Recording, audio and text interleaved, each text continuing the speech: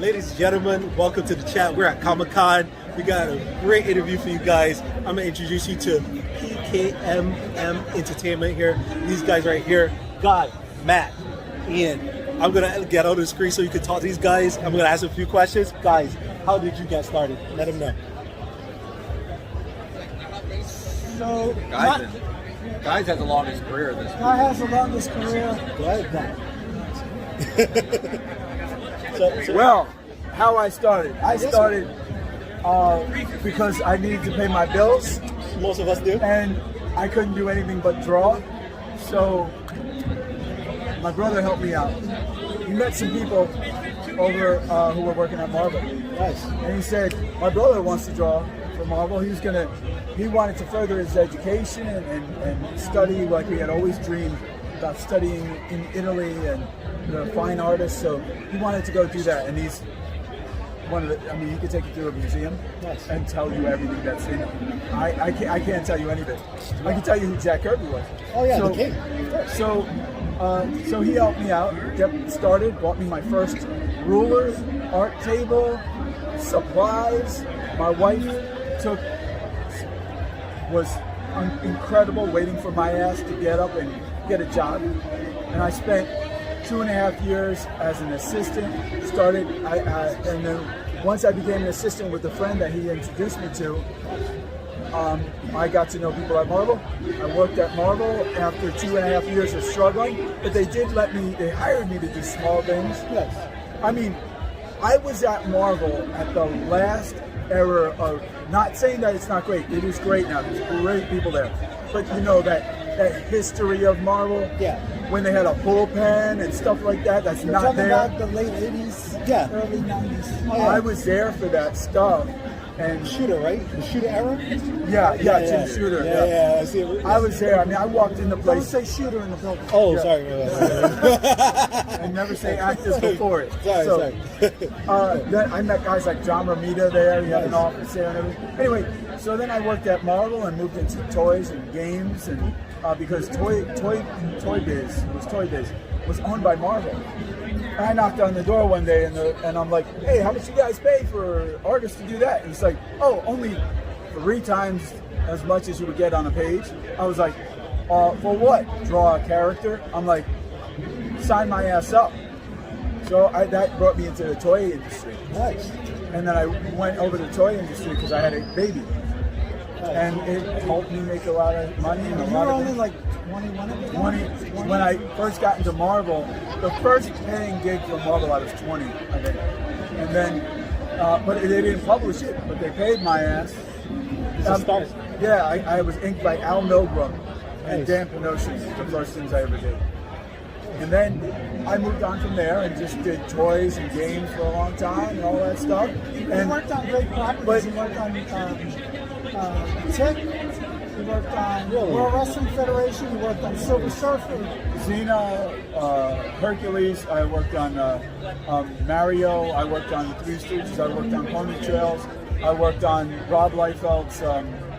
He had a family to feed. Yeah. No, you were a working artist. I worked on Nerf guns. Nice. I worked on Nerf guns. That's awesome, man. Which I got to do too. Nice. Youngblood. I worked on Youngblood. Really? I designed the Youngblood Bendems, and Rob's comic book came out with each one with a different cover with my figures. I worked on the WWF. I was actually the designer of the WWF wrestling Bendems, the first ones of all time. And that's dope. But what happened was we knew Matt since we were, how old? He knew Matt first. Why don't you tell him about you and how you met Matt? Because that tells us how we got I do not know this man. That's okay. We'll get to know him today. So when did you first meet? I first met Matthew actually in a gym. Nice. Rich Gaspari, he was first runner-up for Mr. Olympia 3 years in a row. Nice. He owned a gym. I had no idea. I went around to gyms. I'm a tiny guy, and I wanted to be a serious guy in a gym. Ocean Township, New Jersey. Yeah, so I went to these other places, and then I said, I'm going to find the place with the biggest, most serious guys, people working out. During working out, I think it was Matthew Did you need a I spot? don't. We never remember. Either he needed a spot or I needed a spot, and one of us asked the other one for a spot, then ended up helping the other one. And then I saw him the next day, and the next day. Finally, we started talking like, hey, why don't we just come together? So we started working out together. We've never looked better than when we were doing that. We would do 3 hours a day in the gym. That is impressive. All along that time, I was drawing. We were drawing. My brother and I went to school together, started drawing since we were children. Bought our first comic when we were 7 years old. What was that first comic? Power Man and Iron Fist, guest star in the X-Men by Trevor Von Eden. Nice. And nice. Trevor's a friend of mine these days. And it was so amazing to, I had pictured Trevor Von Eden. I'm thinking he's like some tall, light-skinned man, maybe, because of the Von Eden. Yeah. And he comes up to me, and he's a smaller, about my size, a little smaller, light-skinned black guy. Yeah. And he says to me, thought I was a tall white guy, didn't you? Yeah, I was all- He said, everybody does. Oh, Von Eden. Yeah, Von Eden, nice. What was wonderful was that he said, I want to tell you, I love you guys and I love your work. And we were like, wait, you love our work? You're the first artist I bought it with my money. That being said, a couple of years went down, and then about 20 years later, I met Matt in the gym. Yeah. The thing is that we stayed friends for years, and Matthew was always very interested in computers, about technology. I'd also be his model for a lot of. Yeah, he would pose for a lot of the drawings or oil Nice. paintings. I was a classical artist, Yeah. so I would do. So what school did you attend? If you don't mind sharing. I have my master's degree from the Maryland Institute College of Art. Nice. I was a professor for about 20 years. Nice. Appreciate it. I had the opportunity to be a critic at Parsons School of Design. I taught at Maryland Institute College of Art. I taught marble carving and clay modeling. You're also a sculptor as well. That's beautiful. Actually, my first degree was actually a focus in sculpture. Nice. What led you down that path, if you don't mind me asking? No, I know we're going to lucky. get back to Matt, but you guys. What led me down the path was I discovered Renaissance art. They were the only artists that drew stories in the most compelling and creative way that reminded me of the compelling way that Jack Kirby and many of the other artists like Neil Adams were drawing comics. I saw a similarity in the Renaissance artists from Florence, the Florentine artists specifically, Michelangelo, Raphael, etc., Leonardo. And they were focusing, they're heavy in drawing, even for their fresco paintings. So I became immediately enamored with that. But Michelangelo was a sculptor. I was fascinated by the idea that one could take a solid object and turn it into what appeared to be a moving figure. So just that spark of inspiration of trying to understand that, how amazing that is. And the fact that they focused on the human figures, which was very inspirational to us. Andrew Loomis, we had Andrew Loomis's book, and I visit his grave once a week in Los Angeles. I lived in Los Angeles. So it let you reflect on like where you're going in your path and let you. Andrew Loomis is one of the most famous instructors of I bought one of his books. They're amazing. Like just his breakdowns of anatomy and also foresight and also he's buried directly across from Errol Flynn. Yeah. And I go there. I'm Jewish. I put a rock on his site, and I just say, "Hey Andy, thanks so much for everything." And then there's a few people I need to thank and as well. then I take a walk, and then I take a walk around the bend, and I stop at Walt Disney's burial. I put a stone there. Oh yeah, Walt is the man. And then I go home. I do that once a week. And how did Matt now come into play? We got to get back to Matt. Back to Matt. Matt came into play. Yeah. Matt came into play because I had worked as an assistant for other artists and was working on books at the same time as Guy and I were. And then I started working with Matthew. We had a special. We do work for the armies, just like we do. Nice. So we did a lot of training material. Yeah. And we needed a visualization for one of our products. So we brought Ian on board to do the storyboarding and character designs for our Armont's product. Yeah. And then we did another training program for the Army. They didn't accept it, but we did it anyway. So it was a good animation tool for us. And then while we're sitting around just brainstorming ideas, we said, why don't we we came up with a comic idea for Law of Resistance. And then from there, we just spent the time doing Law of Resistance. And we brought up other stories too. Yeah, we developed several stories in-house, and then brought Guy on. Guy was finishing over my work and looking over my work. And then a few years later, we were now freelancers, and then Matthew called us up, and Matthew said, hey, we created a bunch of IPs. Why don't we do these books? And this is the birth of PKMM. Entertainment. Yeah, entertainment. PKMM has been around since 1987. PKMM Entertainment. Yeah. This is the birth of it? Yep. That's amazing. And actually, it is pretty amazing. Isn't it? Yeah. Just like your gym buddy turned into your partner, and then like your brother is coming on to work with you as well, and that bond that you have, and you trust each other to come with stories, and I think the vision, Matt. I think all of it stems from Matt having a vision to do this stuff in the first place. He's the publisher. You know, it's hard to get. He took the risk. He takes the financial risk. But Yeah, it's hard. It's just hard. It's hard to start anything. Yeah, the hardest part is to start. Yeah. I always tell people that. Anytime anybody comes to me, hey, how do you become a good artist? I'll be like, start. But the ingredients, Yeah. the ingredients are all here. Yeah. First of all, we all But it's love also you. having that net to say, can't we start this? And we did. And we did have a net to start it. Right. But Matthew took a big risk. Every day he takes a risk. Every day, even if it means a loss to keep us moving, he takes it and he does it because he believes in I can this. see it in his face while you guys are talking. He's very like adamant about this project, and that's what he's hearing with you guys. Like, Well, you can tell he's very well invested. Matt had, like I was saying, Matt had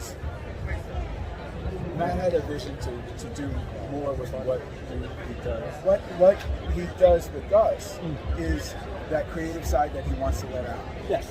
And it just turns out that we're all great friends and we all love each other. Yeah, we're And I all love really, creative. the really great thing is that Matthew and I and Guy, we're all fans of cinema. Matthew has he's a valedictorian of school for cinematography. He has a cinematography degree. and he So got I that. also do a lot of cyber. Nice. stuff. And he does cyber. Guy his long history in comics, but actually a really strong history. The majority of his history is actually in a lot in toys and design. Yeah. And my history in fine art and storytelling. And I'm a huge fan of classical writing. Victor Hugo, Shakespeare, many of others. So what we did was we got together. Matthew had the resources. And the passion to tell stories. Yes.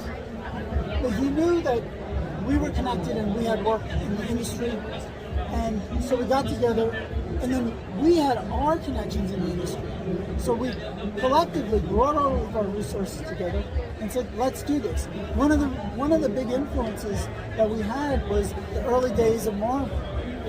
And the reason why I say that is because when the early days of Marvel, the greatest characters that we all love and admire and watch on the screen were not created by, and this is no offense to large corporations, but they weren't. Yeah.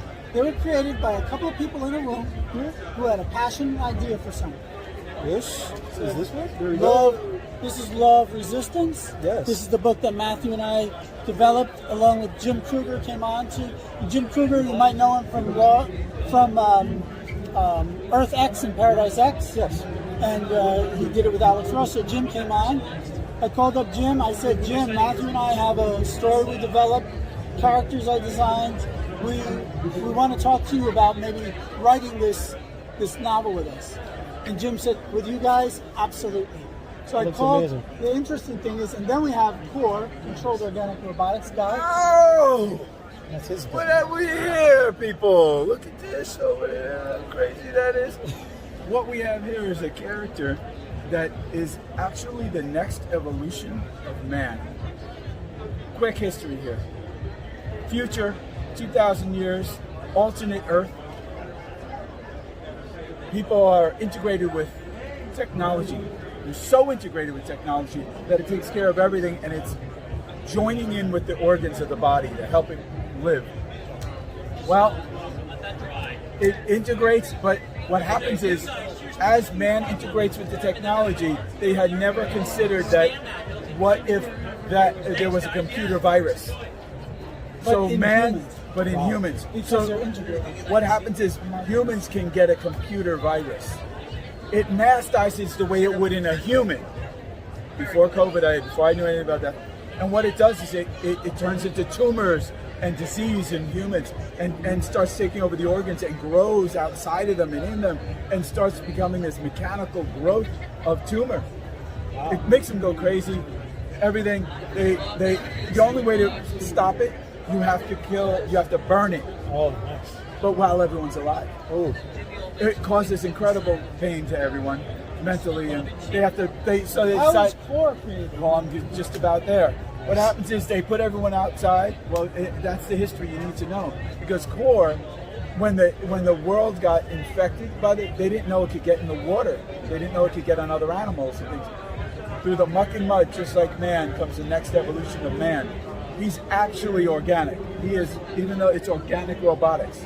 It's not like other characters who are machine and then made. He's actually a living being that is a culmination of organic robotics.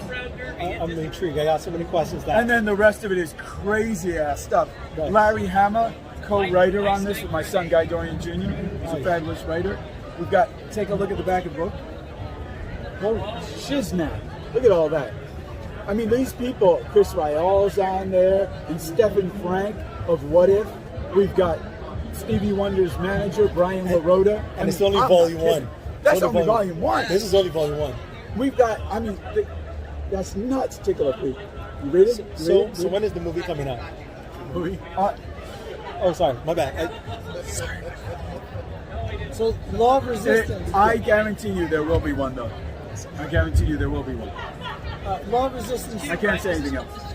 In the simplest way to put it, there's a conflict. The book, I'm just going to say the book is essentially about tribalism, colonialism, and family. Putting it into perspective in a Shakespearean character relationship style. So there are family conflicts, trust issues, etc. Simultaneously, the bigger picture, which is morality. In this story, the major conflict is caused by the philosophy of the leader, who is the king, who was born into his position, is a pacifist. So you brought back the whole kingship. Yes. Back in I'll tell you why I did this. Yes. Yeah, sure, please. Because in this case, the king is a pacifist. Mm-hmm. And when his world needs a greater resource in other location, he asks the general and the lead of the scientific development team to find a suitable location. They present him with a location. And the first thing that the king says, the very first thing is this land inhabited? And the general says, we have greater firepower. The conflict is born out of how to solve their world problem. The king says, we cannot destroy another world to save our own. We must have that, we must resolve that ourselves. I will not destroy the morality of my people. And since you're a big fan of old school writing, I think I can see it having interplay where it's more conflict in between the characters and really good family dynamic. And then when it gets out beyond that into the action scenes and the fights and the big, I figure there's big, huge scale battles in it as well. It's very well played out. I totally see that as a really good selling point. And the general says, but king, your responsibility is to your people first. So this is the crux of the conflict.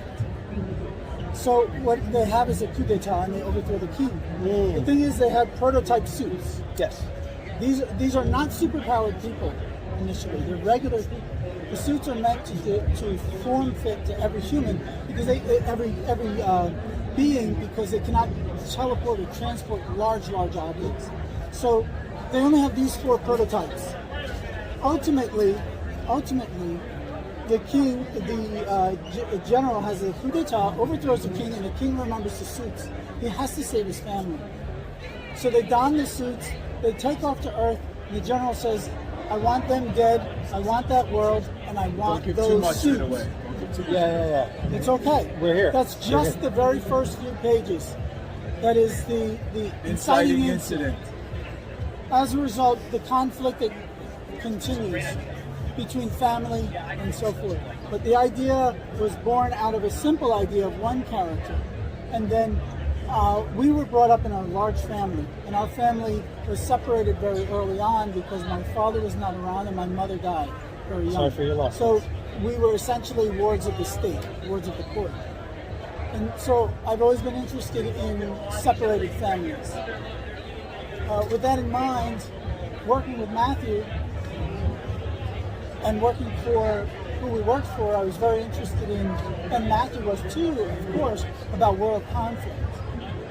And so combining these kinds of interests that we have together and knowing what Matt is interested in about preserving preserving the world and resources. Yes. He's very interested. And where do you get those resources from? You take them from another people? Yeah. And so, that's so interesting. we really wanted That's the to history push of our this. world. Well, mostly it is like, it's invaders and invading. That's Exactly. So I called up a friend of mine. I was trying to look for someone to ink and finish my work, and I called up a friend of mine, Bill Sienkiewicz. We all know him, and many people might know him. He's One of the well-known. greatest illustrators ever. It's true. He's considered Who one also of likes the toast. Who Yes. also likes toast. stray toasters. Hey, Bill, we love you. We love you, Bill. So I said to Bill, Bill, I'm calling to see if you have any suggestions. You know my work. I'm wondering if you could suggest someone to ink my book.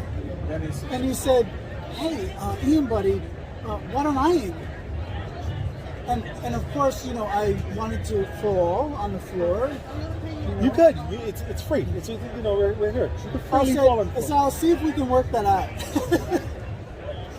Of course, Let me call Matt. we did, and Yeah. Bill came on, and with the kindness of Bill, the persistence of my brother and Bill and Matt and myself, Bill came on and inked 40 pages of the book. Wow. But I have to give some major street credits to one of my good buddies, Mark Teixeira. He's known as Tex in the comic community. I was his assistant, and I assisted him on his books. He came in, he said, Ian, whatever you need. He helped me on issues 3 and 4. He inked other pages. He had a real big effect on this book, and he really gave his name and his talent to this book. You know So about Joe Weems? Joe Weems, one of the, and Matt Banning, Love his piece. two of the best inkers alive in the industry. And they came on to offer their talents as well. And you can't leave out Dean White, one of the coloringest colors, one of the colorists in the industry. Dean White is an artist in his own right, just like Joe and Bat. But Dean's approach with a brush, he has an artist's touch when he adds color. He can combine colors that seemingly are discordant. They don't work together. But he makes them work together because it was just innate. And trust me, it's an innate understanding and exploration over many years of developing his craft to handle color in the way he does. He could be a master painter. That's the difference between Dean and White. Dean White understands color theory, and nobody else. I've never seen anyone in the industry tremendous. understand. And he just happens to do it in Photoshop. And I have to say, when many of the great talents came on, Herb Trippy came on with you. Herb Trippy, Sal Buscema, I mean, Herb and his Neil early years Adams, on the Hope. Michael Neil came Golden, on to help us out. Michael Neil was Golden, teaching Neil me as a Adams, boy. Paul DeLacy, one of my best buds. Love that guy. Paul's amazing. Michael Master of Kung Royer, Fu. Jack Yes, Kirby's inker, Michael Royer, Joe Sinnott inked with me. Joe Sinnott.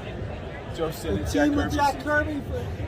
Yeah. I mean, a lot of people, a lot of The truth people. is that we love comics. But he brought them all in.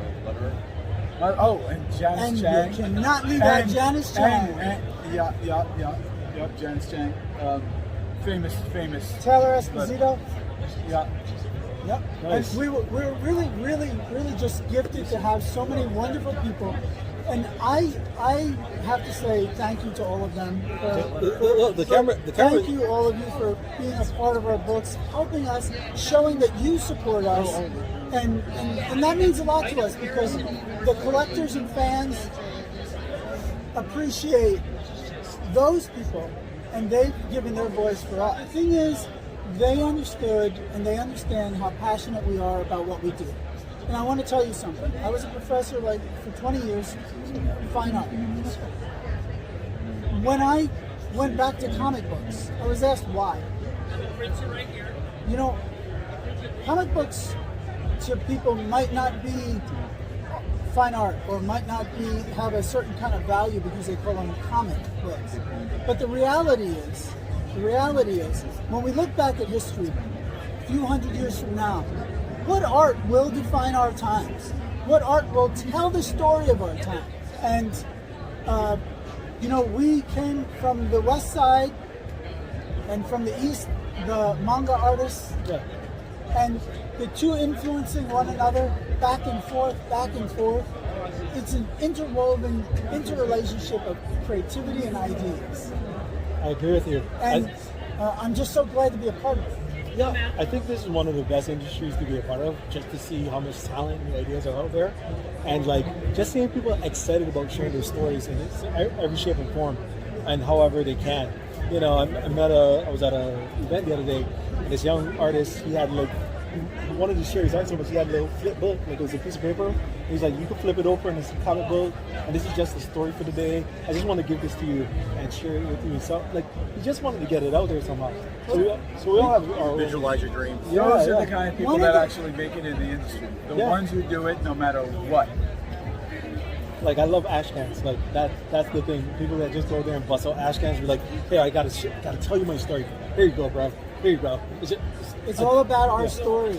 You know, I was speaking at a school once, well, many times, but one specific time I was at a school a few years back, and a young girl stood up, very young, maybe 10, and she raised her hand, you know, politely with a microphone, because it was a very large audience. It was about 1,000 students, and she said, Mr. Duran, how do I get to see more characters like me? And here's what, you know, I was asked this question and I said, well, let me answer this honestly.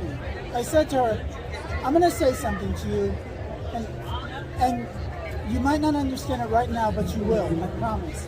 I said, I do, and I create different kinds of characters, different ages, different origins, etc.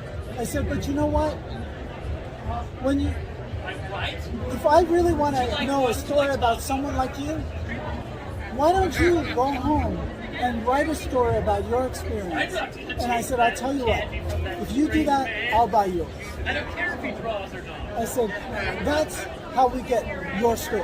It is all about just putting it down. For anyone who dreams about it, the difference between the dreamers and the doers, we're all dreamers. Just some of us do it. But you have to want to do it, even if you're not getting paid for it. You have to want to, and you know what? It's not our obligation to put your story out there. It's your obligation to put your story.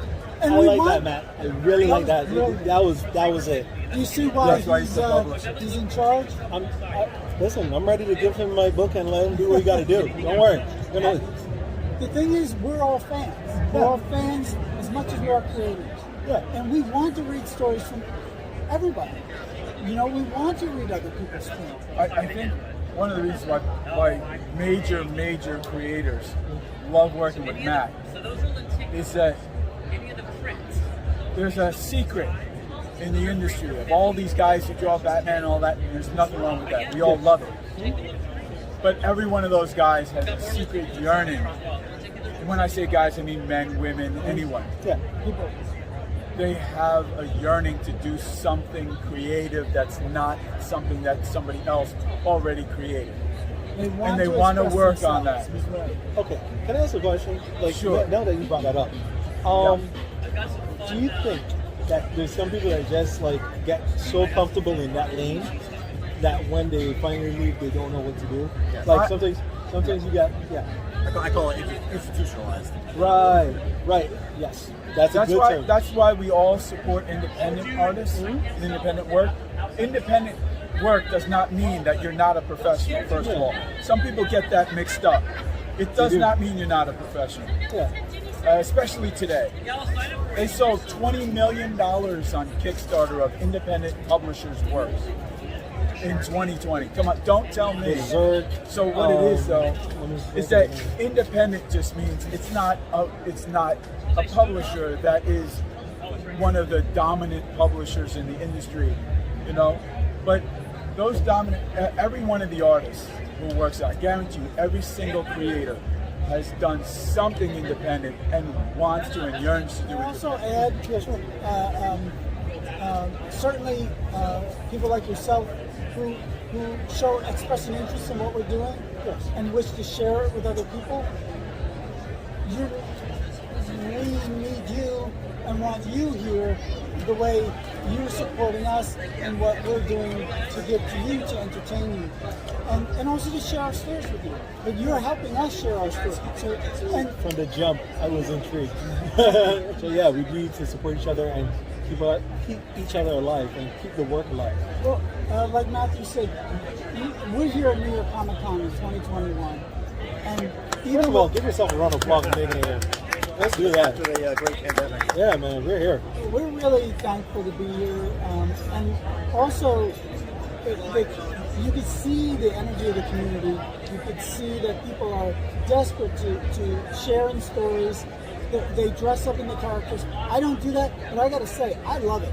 I think it's their form of expression of their appreciation for the characters that exist. I mean, next year you're gonna have like 5 guys, a whole family dressed up as your characters, Probably. and be here and supporting you. So like, Honestly, that would probably make me cry, but wanna it's just see out of it. appreciation. I want to see Hamilcar.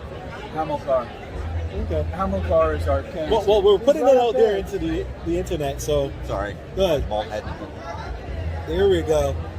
That's Hamilcar. Hamilcar. Okay, we're gonna get this done. show a little King and White Hamilcar.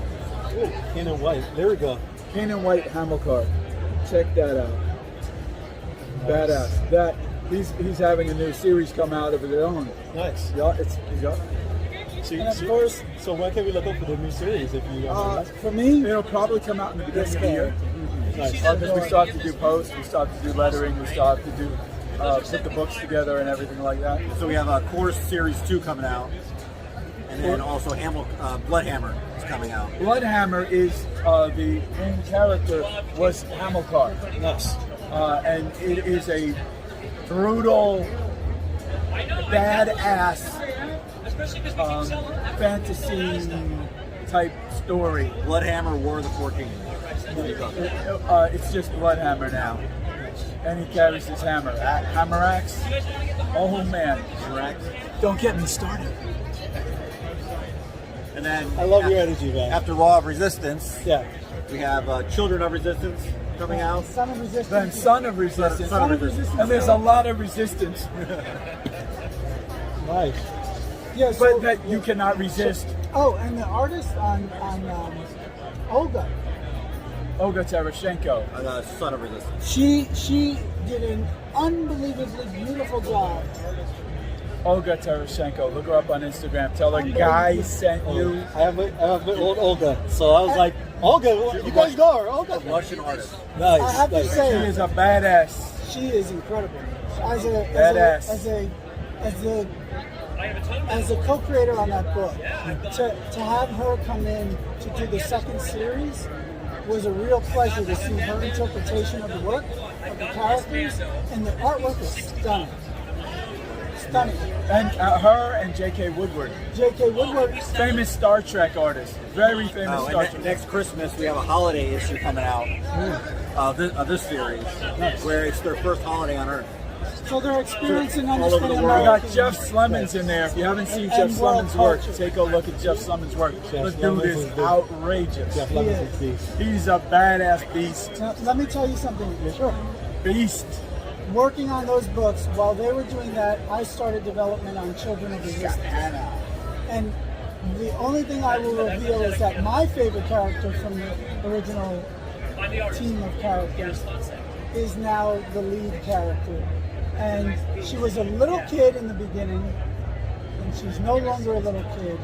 And the responsibility is great, and she is amazing. Writing her, drawing her, learning how to be a part of who she is in the book has been a real exploration for me. And I've really gotten deep into her psychology, her experience of the world. Which her?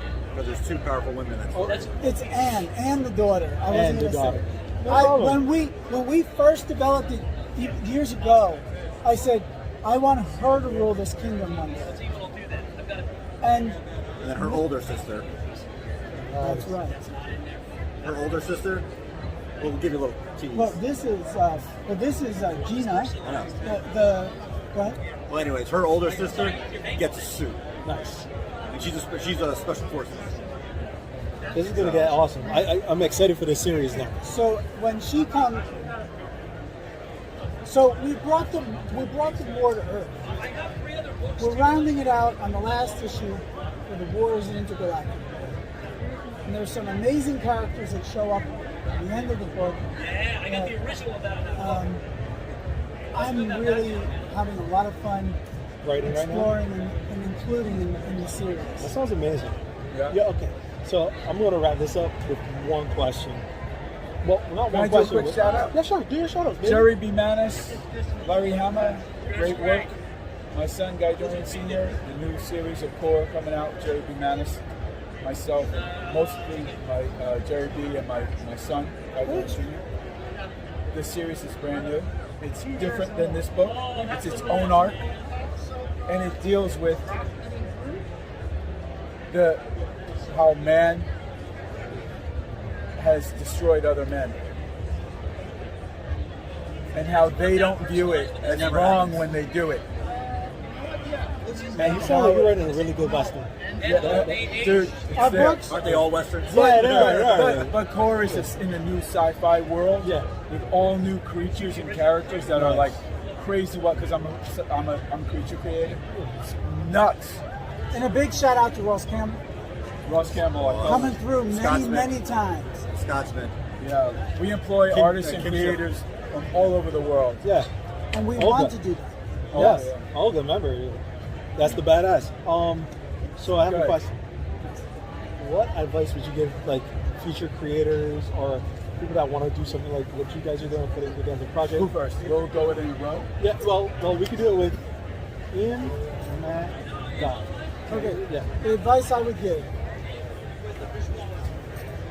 craft is valuable and extremely helpful, but it is not 100% necessary.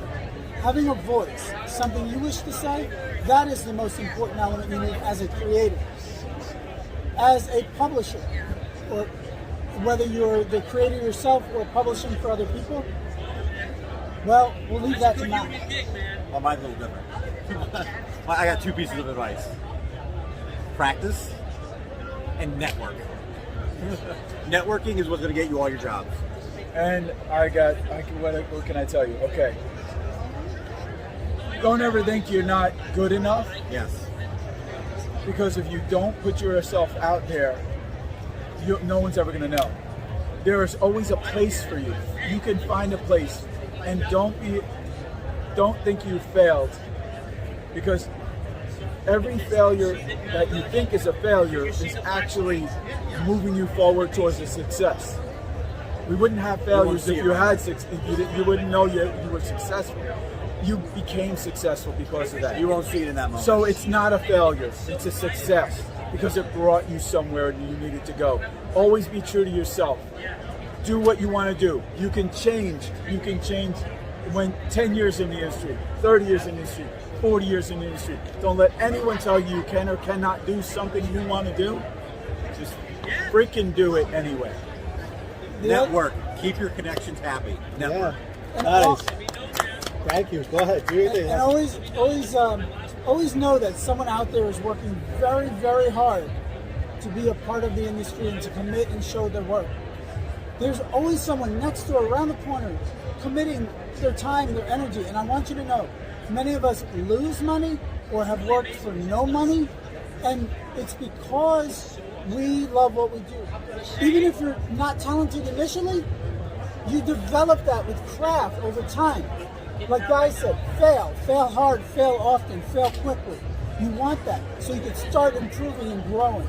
The other thing is, the long hours don't go away. There are no failures. There are no failures. There are only steps to success. I want you Very to true. know that this doesn't come. We didn't wake up and we were master illustrators. I kind of did. We woke up I'm pretty good. to the fact that being really master good, illustrators was a passion of ours. I can't do anything else. I'm good at it. If you spend more, Going that- if you're going to do something, be the best at it. I will say that. Just doesn't matter what it is. Just be the best at it. And guys, thank you. We're back for the episode of the chat. Thank these guys here. We appreciate them for coming and doing this interview with us. Thank you for having Amazing me. people. Thank you. Check out again PKMM Entertainment. Get it done. Get out there. Have some fun. From Comic-Con. Thank you again. Love you Kuda Matata. guys. Bye.